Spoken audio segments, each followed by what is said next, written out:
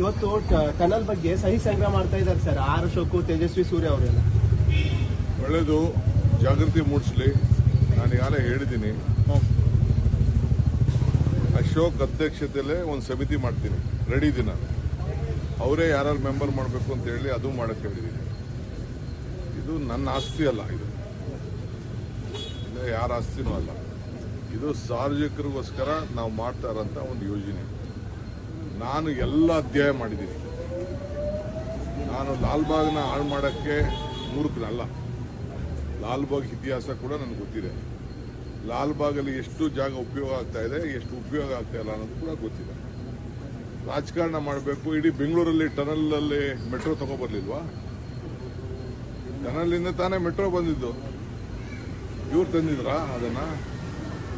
ಹೋಗಿ ತೆಗೆದು ದಾಖಲೆ ತೆಗೆಸಿ ನೋಡ್ಲಿ. ನಾನು ಆವತ್ತು ಕೃಷ್ಣ ಅವ್ರ ಕಾಲದಲ್ಲಿ ಏನು ಒಂದು ವರದಿ ಏನು ಕೊಟ್ಟೆ, ನಾನು 10 ದೇಶಕ್ಕೆ ತಿರುಗಿಬಿಟ್ಟು ಬಂದು ವರದಿ ಕೊಟ್ಬಿಟ್ಟು, ಆವತ್ತಿನ ಕಾಲದಲ್ಲಿ ಟನಲ್ಲು ಒಂದು ಪ್ರಪೋಸಲ್ಲು ವಾಜಪೇಯಿ ಅವರು ಇದ್ರು, ಅನಂತ್ ಕುಮಾರ್ ಇದ್ರು ಡೆಲ್ಲಿಲಿ.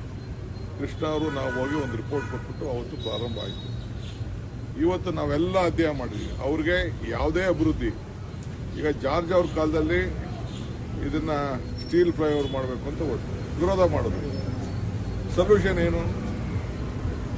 ಈಗ ಅವ್ರು ಹೇಳ್ತಾ ಇದ್ದಾರೆ, ಯಾರೊಬ್ಬ MP ಬಂದು ಮಾತಾಡ್ತಾ ಇದ್ದಾರೆ, ಇದನ್ನ ರೈಲ್ ಮಾಡಿ ಅಂತ. ಎಲ್ಲಿದೆ ರೈಲ್ ಮಾಡೋಕ್ಕೆ? ಸೆಂಟ್ರಲ್ ಗೌರ್ಮೆಂಟ್ ಇದೆ, ಮಾಡಲಿ ರೈಲು.